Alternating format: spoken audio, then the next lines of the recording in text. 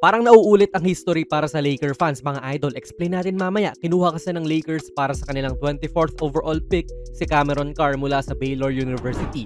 Originally, 25th pick po talaga ang pipiliin ng Lakers. Pero dahil nag-trade down ang New York Knicks na may hawak nga talaga ng 24th pick, nakipag-trade sa kanila ang LA tapos ang kapalit lang ay cash around $2 million.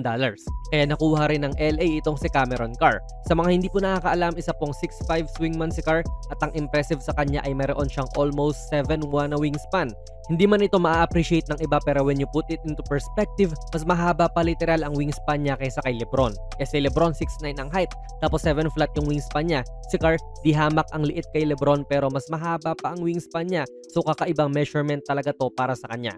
Sa kanyang junior season, o third year season para sa Baylor, nag-average po si Carr ng 18.9 points, 5.8 rebounds, 2.6 assists, 0.9 steals, and 1.3 blocks per game bilang isang swingman nga. Hindi man po ito yung big man na inaasam ng mga Laker fans na kunin nila sa draft, pero pag-uusapan natin dito kung bakit magandang choice pa rin si Carr para sa LA.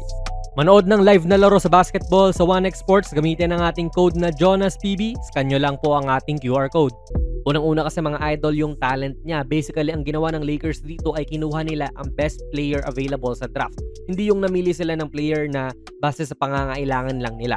Kasi available pa po noon si Chris Sinak Jr., available pa si Tyrese Reed, si Koa Pitt, and even si Henry Vesar na laging nalilink sa LA hindi pa nga napipili sa first round. Lahat yan mga big man na pasok sa LA, idol.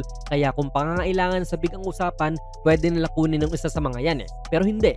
Yung best player available ang pinili nila at nagbase sila sa talent. Paano? Nag-slip o bumaba lang sa draft si Carr. Hindi inaasahan to ng mga scouts na available pa siya sa 24th pick. Kasi tignan nyo po itong mga mock drafts na ito. Dito sa NBA Draft Room, tingin nila magiging 14th pick po si Carr. Sa Yahoo, 20th pick daw siya inaasahang kunin. Dito, 19th pick. Then dito naman, 15th pick. 13th pick naman itong isa. Then sa iba, 17th pick siya. Tapos 20th pick naman po ulit dito. Ang point lang natin mga idol, itong mga sports journalists and pages na ito ay mataas ang tingin kay Carr. Nagpasiklab din kasi ito noong NBA Draft Combine tapos ang ganda pa ng mga measurements niya pati yung vertical. So inaasahan talaga na nasa late lottery siya or mid first round kukunin. Pero kita nyo, never sa 24th pick. So for some reason, hindi natin alam nag-slip o bumaba na lang si Carr sa mga kamay nitong LA Lakers. Kaya sinunggaba na lang din nila to. And sinabi nga rin po natin na history repeats itself kasi literal na ganito rin po ang nangyari kay Dalton Knecht noong 2024. Iniisip ng iba na top 10 to mapupunta pero napunta lang sa LA sa 17th pick. Ang rason naman ng pagbulusok ni Knecht pababa ay dahil sa edad niya. Ang tanda na rin kasi niya nung nagpa-draft. Ngayon, benching ko na nga siya. Okay naman din ang pinakita ni Knecht nung rookie season niya mga idol. Kasi never niya nakuha muli yung kanyang kumpiyansa nung simula. Kaya hopefully para sa LA, hindi mangyari ulit yung ganyan kay Cameron Carr. Nasa coach na lang din talaga yan kung gaano kahaba yung talent na ibibigay niya sa rookie. Ang pangalawang dahilan idol kung bakit solid ang choice na ito ay dahil free agent po sina Marcus Smart at Luke Kennard. If ever man na hindi nila makuha muli itong dalawa, I think pwedeng isalta na rin si Carr kagad off the bench. Again, yun ay kung mabibigyan siya ng mahaba-habang leash ni Coach Redick. Sa mga hindi po nakakaalam, ang comparisons dito kay Carr ay sina Trey Murphy, Devin Vassell at Brandon Miller. Ayon yan kay Lakers Muse. Mas maliit siya sa mga ito pero yun nga, kayang makompensate ng wingspan niya yung medyo hindi niya pagiging matangkad. Imagine ninyo si Mikal Bridges idol. 6'6 na lang yun. Pero kala mo mas matangkad kasi ang haba rin ng wingspan niya, 7'2.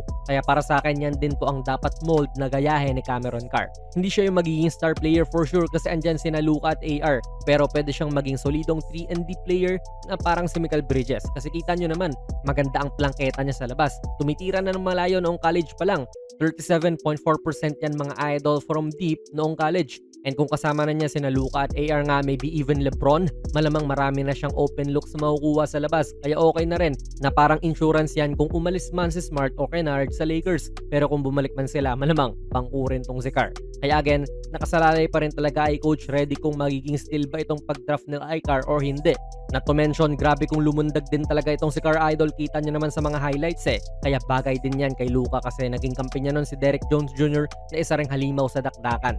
Kaya kung i-combine mo yan, yung shooting niya, dunking ability niya, pati shot making na rin, this is a great pick sa Lakers para sa akin.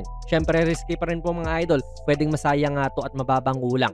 Pero hopefully hopefully, mabigyan siya ng chance. Imagine niyo na lang mga idol yung potential nila ni Adu Thiro together. Grabing athletic wing duo yan sa hinaharap. Sana ma-develop talaga. Kaya sa mga Laker fans, gusto nyo rin ba ang pick na ito ng Lakers o dapat big man na lang yung kinuha? Yun kasi yung kailangan.